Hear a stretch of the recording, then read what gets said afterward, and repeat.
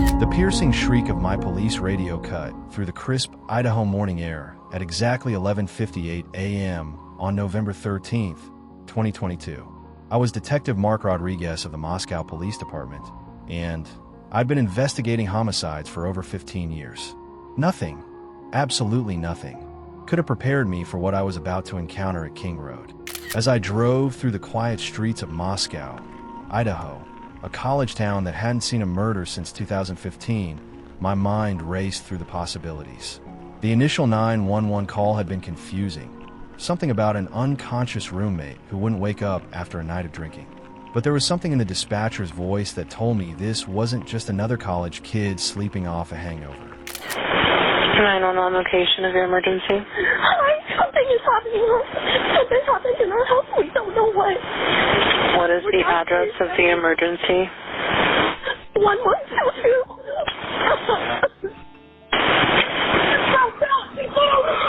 What is the rest of the address? Oh, Kings Road. Okay. And is that a house or an apartment? It's a house. Can you repeat the address to make sure that I have it right? I'll talk to you guys. We live at the White, so we're next to them. I need someone to repeat the address for verification. The address, 1122 King Road. And what's the phone number that you're calling from? What's your phone number? And tell me exactly what's going on. One of the roommates has passed out, and she was drunk last night and she's not waking up. The weight of that single word, no, hit me like a freight train as I listened to the audio recording later. But in that moment, speeding toward King Road with my partner Detective Sarah Sean, all I knew was that we had a potential DOA and some very frightened college students. The 3-story off-campus house at 1122 King Road sat innocuously among the other student rental properties, its white exterior giving no hint of the horror that lay within.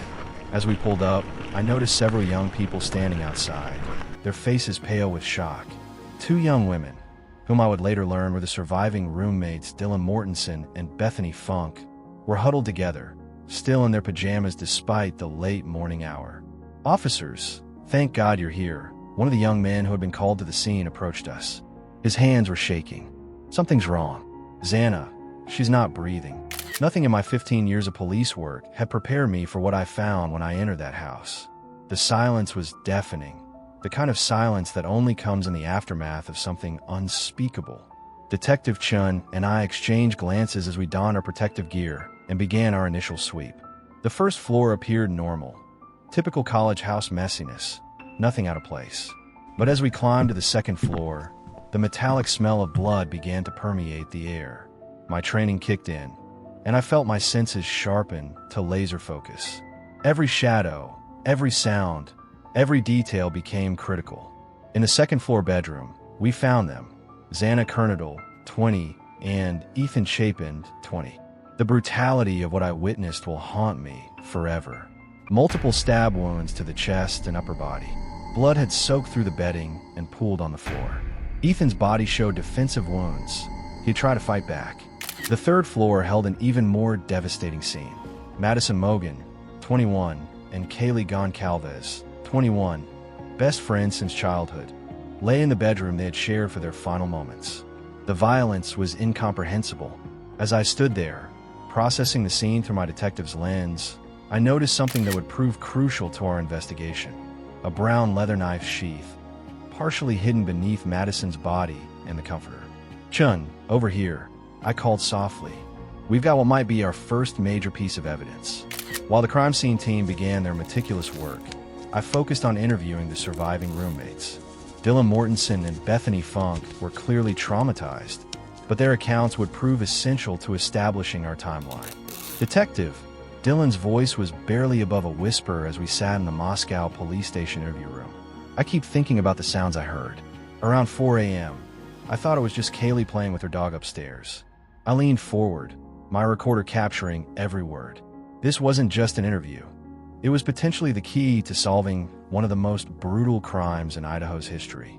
Text messages between Mortensen and Funk reveal the terror they experienced. At around 4:23 a.m., Mortensen texted Funk that she was freaking out, after seeing what she thought was a man in the house wearing something resembling a ski mask. No one is answering. Mortensen texted Funk between 4:22 a.m. and 4:24 a.m. I'm really confused, RN. Kaylee, Mortensen texted Goncalves. What's going on? And then to Funk. I'm freaking out, RN. In the messages to Funk, Mortensen references someone in like a ski mask almost in the house. Funk replies, SDFU. I'm not kidding. Mortensen writes, adding she is so freaked out. Come to my room, Funk says. Run. As I studied these text messages hours later, the pieces of a terrifying puzzle began to emerge. Dylan had seen the killer. She had witnessed a man in dark clothing and a ski mask moving through their house while her friends were being murdered. The psychological weight of that realization, that she had been mere feet from a brutal killer, was staggering. Why didn't you call 911 immediately? I asked gently, knowing this question would haunt both girls for the rest of their lives. Dylan's eyes filled with tears. I thought maybe someone was just drunk. This is a college town, detective. Weird things happen after parties. I never imagined. Her voice trailed off. The timeline was becoming clearer. The murders had occurred between 4 o'clock and 4:25 a.m. The girls had hidden in Bethany's room, too terrified to emerge, texting frantically but receiving no responses from their roommates. It wasn't until nearly 8 hours later, when friends came to check on them, that they discovered the bodies and called 911. Back at the crime scene, our forensics team was uncovering crucial evidence that would eventually lead us to our suspect.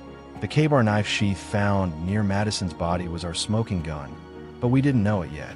Dr. Sarah Martinez, our lead forensic expert, carefully bagged the leather sheath. There's definitely DNA here, Detective Rodriguez, she told me. Touch DNA on the button snap. If our killer left this behind, we've got him. According to court documents, law enforcement officials found the knife sheath on the bed next to the bodies of Madison and Kaylee. The sheath was face down, partially under Madison's body and partially under the bed's comforter. DNA evidence was found on the K-bar knife sheath that came from a single source that was male. The DNA was 5.37 octillion times more likely to be Kohberger's than a random person from the general population, according to the documents. As the investigation progressed over the following weeks, I found myself consumed by this case. The brutality of the murders, the seemingly random nature of the attack, the fact that 2 roommates had survived while 4 others were slaughtered. It all pointed to a killer who was organized, methodical, and utterly without mercy. The absence of forced entry puzzled me. How had the killer gained access?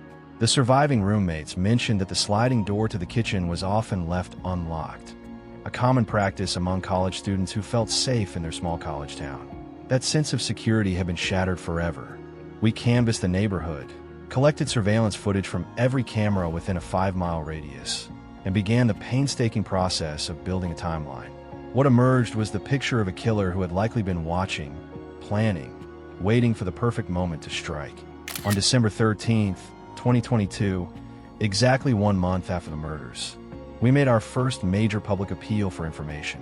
The surveillance footage had revealed a white Hyundai Elantra, model years 2011 to 2013, in the area around the time of the murders. We're looking for the occupant or occupants of this vehicle, I announced at the press conference, knowing that this moment could make or break our investigation. We believe they may have critical information about these murders. What we didn't reveal to the public was that this wasn't just any random vehicle. Our analysis of surveillance footage showed the Elantra making multiple passes by the King Roadhouse that night, behavior consistent with surveillance or stalking. Surveillance footage captured a white Hyundai Elantra driving around Moscow near the murder scene that resembled Kohberger's on the night those 4 students were killed. The car was seen driving eastbound on King Road at 3:29 a.m., 4:04 a.m., and 4:20 a.m., according to court documents. Behind the scenes, we were working around the clock to identify this vehicle. Every Hyundai Elantra registered in the Pacific Northwest was being cross-referenced with our growing suspect database. It was tedious, exhausting work, but I knew it would eventually pay off. On December 23rd, the breakthrough came. Washington State University police identified a white 2015 Hyundai Elantra registered to a graduate student named Bryan Kohberger. When we ran his background, What we discovered sent chills down my spine. A 28-year-old criminology PhD student studying at WSU, just 8 miles from Moscow. He was studying the very field that would now be used to bring him to justice. Bryan Christopher Kohberger became our prime suspect, but we needed more than just a matching vehicle to make an arrest. The DNA from the knife sheath was still being processed, and we needed to establish definitive proof of his presence at the crime scene. Our surveillance team began watching Kohberger discreetly. What we observed was a man living an apparently normal graduate student life, but our cell phone data analysis was revealing a darker pattern. Documentary. Cell phone records showed that Kohberger's phone was in the area of the King Road house on at least 12 separate occasions prior to the murders, always late at night or early in the morning. On the night of November 13th, his phone showed him south of Pullman, Washington around 2:47 in the morning. Then the device went silent until 4:48 a.m. when it appeared near the murder scene before traveling back toward Washington. The cell phone data painted a picture of premeditation that made my blood run cold. This wasn't a random act of violence. Kohberger had been stalking these students, learning their routines, waiting for the perfect opportunity. He turned off his phone. I told Detective Chun as we reviewed the data. He knew enough about investigative techniques to try to avoid digital tracking. But he made one crucial mistake. He left that sheath behind. On December 27th, we coordinated with Pennsylvania law enforcement to collect trash from the Kohberger family residence in Albrightsville. The DNA comparison would be our final piece of evidence before making the arrest. On December 30th, 2022, exactly 47 days after the murders, we finally had our man.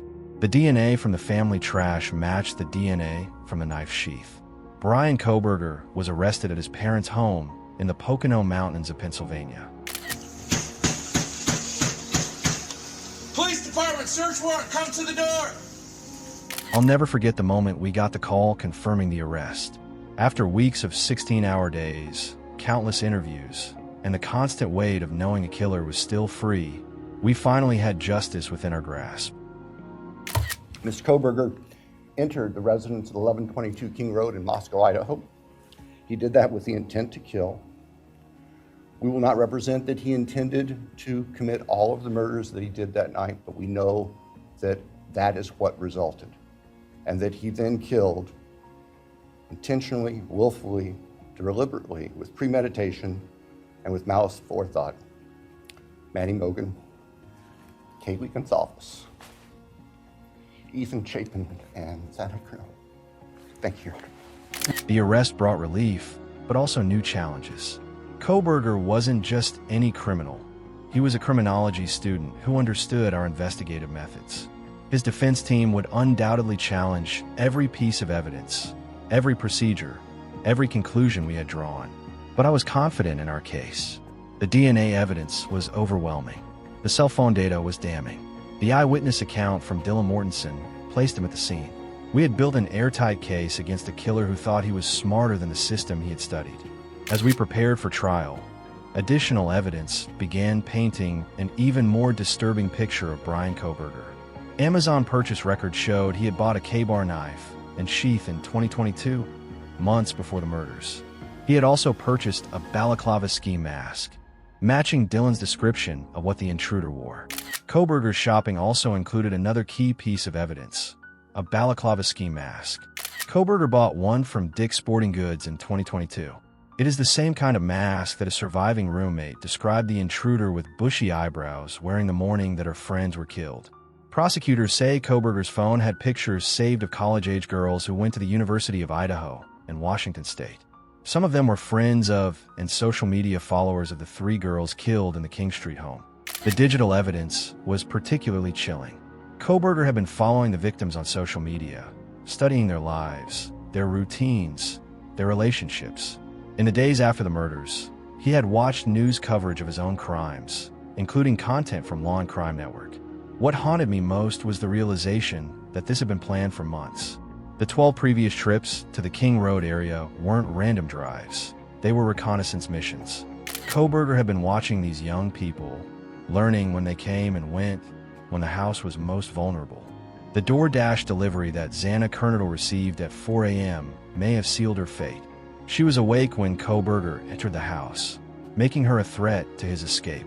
The killer's plan had been to murder the occupants while they slept, but Xana's wakefulness forced him to adapt.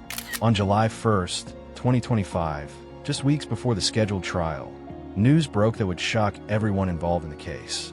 Bryan Kohberger was accepting a plea deal for consecutive life sentences without the possibility of parole in exchange for avoiding the death penalty.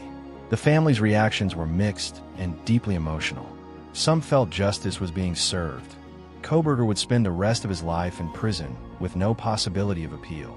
Others, particularly the Goncalves family, felt betrayed by the prosecution's decision. Kaylee Goncalves' family posted on Facebook within minutes of the news of a deal going public that they're mad.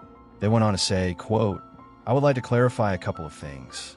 We did talk to the prosecution on Friday about the possibility of a plea deal, and it was a hard no from our family. Sunday night, we received an email that sent us scrambling. We immediately jumped into panic mode and started making phone calls and sending emails. We met with prosecution again today to reiterate our views on pushing for the death penalty. Unfortunately, all of our efforts did not matter. We did our best. We fought harder than anyone could ever imagine." As I reflected on the plea deal, I understood both perspectives. As an investigator, my job was to get the killer off the streets and ensure he could never harm anyone else. The plea deal accomplished that goal with absolute certainty. But as someone who had seen the brutality of Kohberger's crimes firsthand, who had comforted the surviving roommates and worked with the victims' families, I also understood their desire for the ultimate punishment. The truth was, we had built an incredibly strong case. The DNA evidence alone would have been nearly impossible to refute. But trials are unpredictable, and appeals can drag on for decades. The plea deal ensured swift, final justice. Working with FBI behavioral analysts, we had developed a psychological profile of our suspect long before we identified Kohberger. The killer was organized, methodical, and intelligent. He had knowledge of investigative techniques and forensic science. He was likely a student or someone in law enforcement. When we learned that Kohberger was a criminology PhD student, it all clicked into place. He had studied crime, criminal behavior, and investigative techniques. He thought he could commit the perfect murder by applying his academic knowledge to real-world criminal activity. But knowledge and execution are two different things. Despite his education, Kohberger made crucial mistakes, leaving the knife sheath behind, maintaining his regular cell phone patterns before and after the murders, and underestimating the resilience and observational skills of the surviving roommates. One aspect of this case that continued to amaze me was the courage shown by Dylan Mortensen and Bethany Funk. These young women had survived an unimaginable trauma, then faced months of public scrutiny and second-guessing about their actions that night. Critics questioned why they didn't call 911 immediately, why they waited 8 hours to seek help. But anyone who has worked in law enforcement understands the psychological impact of extreme trauma. These were college students who had been thrust into a nightmare scenario with no preparation, no training, and no understanding of what they were witnessing. Dylan's decision to peek out of her room when she heard strange noises likely saved her life, and potentially Bethany's as well. Her description of the masked intruder provided crucial corroborating evidence that supported our case against Kohberger. This case highlighted both the power and limitations of modern investigative technology. Cell phone data, surveillance cameras, and DNA analysis were crucial to solving the murders. But technology alone wasn't enough.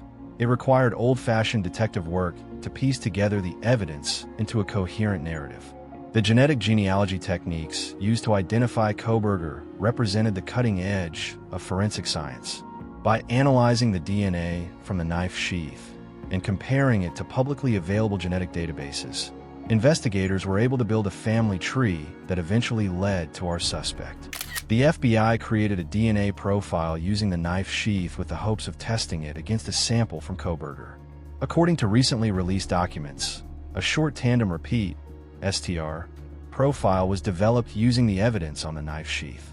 This process identifies protein sequences in a sample that can be compared to someone's DNA profile. Because these sequences are unique, a statistical match can be made based on these STR profiles. The digital age had given us powerful new tools for solving crimes, but it had also created new challenges. Social media allowed killers to study their victims in ways that would have been impossible in previous generations. Kohberger's ability to follow the victims online, to learn their schedules and habits without ever directly interacting with them, represented a new and disturbing evolution in predatory behavior. The murders devastated the small college town of Moscow, Idaho. Students left campus in droves, businesses suffered, and a community that had prided itself on its safety was forced to confront the reality that evil can strike anywhere, anytime. As lead detective on the case, I participated in numerous community meetings, press conferences, and public forums. The fear in people's eyes was palpable. Parents were calling their children home. Students were sleeping in groups, afraid to be alone. The arrest of Kohberger brought some relief, but the trauma ran deeper than could be healed by a single arrest. The University of Idaho ultimately decided to demolish the house at 1122 King Road, recognizing that it had become a symbol of tragedy rather than a place where young people could build their futures. After more than 2 years working on this case, I've learned valuable lessons that will influence how I approach future investigations. The importance of preserving every piece of evidence, no matter how insignificant it might seem at first. The power of combining traditional detective work with modern forensic technology. The crucial role that community cooperation plays in solving major crimes. But perhaps most importantly, I've learned about resilience. The resilience of the surviving roommates who refused to let trauma destroy their lives. The resilience of the victims' families who channeled their grief into a demand for justice. And the resilience of a community that refused to let fear permanently alter their way of life. The Kohberger case will be studied in criminology textbooks for years to come, analyzed by future investigators and criminal justice students. It represents both the best and worst of human nature, the capacity for unthinkable evil, but also the determination to pursue justice no matter how long it takes or how difficult the path. On July 2nd, 2025, Bryan Kohberger stood before Judge Stephen Hippler in the Boise courthouse and formally admitted his guilt in the murders of Kaylee Goncalves, Madison Mogen, Xana Kernodle, and Ethan Chapin. As I watched from the gallery, I felt a mixture of satisfaction and sadness. Satisfaction that justice had finally been served, that the families could begin to find closure, that a dangerous killer would never again walk free among innocent people. But sadness too. Sadness for 4 bright young lives cut short, for families forever changed, for a community's lost innocence. Defendant entered the residence, went to the 3rd floor, and with a knife, killed Madison Mogen and Kaylee Goncalves. The defendant, as he left that room, for whatever reason, ended up leaving, or the sheath for a K-bar knife was left on the bed next to Madison Mogen's body. And I can jump ahead. That sheath was tested by the Idaho State Police Forensic Lab, and single source male DNA was found on the snap of that sheath, as well as blood from both Kaylee and Madison and other trace evidence. But it's important to note, single source male DNA was on the snap of that sheath. The state's evidence would show that Xana Kernodle, still awake at this time, in fact, had taken a DoorDash order not long before this started. Her room was not on the 3rd floor, it was on the 2nd floor on the west side. As the defendant was either coming down the stairs or leaving, he encountered Xana, and he ended up killing her, also with a large knife. Ethan Chapin, Xana's boyfriend, was asleep in their bedroom, in her bedroom, and the defendant killed him as well. The case that had consumed my life for more than 2 years was finally closed. But the memories of that first terrible morning at 1122 King Road, of the family's grief, of the survivor's courage, of the methodical police work that brought a killer to justice, those memories will stay with me forever. As I walked out of the courthouse that day, I thought about the victims. Kaylee, who was planning to graduate and start her life. Madison, with her infectious smile and loyal friendship.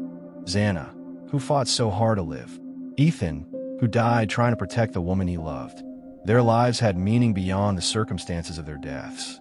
And it was that meaning that drove us to seek justice on their behalf. The Idaho University murders case is closed, but the lessons it taught us about the fragility of life, the importance of community, and the power of persistence in the pursuit of justice will endure.